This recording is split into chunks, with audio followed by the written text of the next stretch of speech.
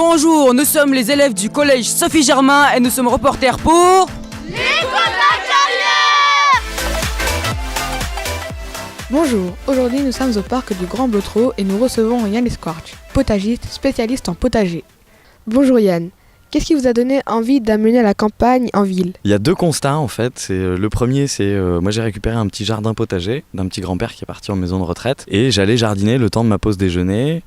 Et des collègues de boulot se proposaient souvent de venir jardiner avec moi. Donc ça c'est le premier constat. Le second, c'est dans les différentes entreprises où j'ai pu bosser, avant d'être jardinier, potagiste. Dans ces entreprises, il y avait toujours une pelouse ou des fleurs un peu qui servaient à pas grand-chose, qui étaient jolies mais qui servaient à pas grand-chose. Et de ces deux constats, je me suis dit qu'il allait peut-être être intéressant de créer des potagers d'entreprise et donc de ramener la nature dans les entreprises. Comment gérez-vous votre espace cultivé ? Alors je le fais gérer puisque je fais jardiner les collaborateurs de l'entreprise et j'essaye de les emmener peu à peu vers un jardinage de plus en plus naturel, c'est-à-dire que dès le départ on ne met pas de pesticides ou d'engrais, mais on va aller vers quelque chose de plus en plus sauvage pour qu'il y ait le moins de travail possible au jardin. Est-ce que votre activité ne concerne que la culture des légumes ?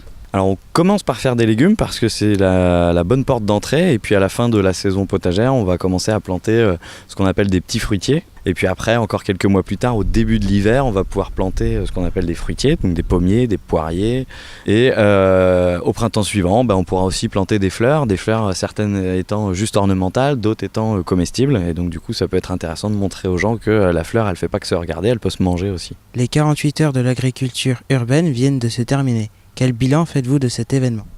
Un très bon bilan puisque on a eu une super fréquentation, c'était la 2e édition cette année. L'année dernière je crois qu'on avait eu 2000 personnes et là on n'a pas fini de compter encore mais on a eu bien plus de 5000 personnes cette année.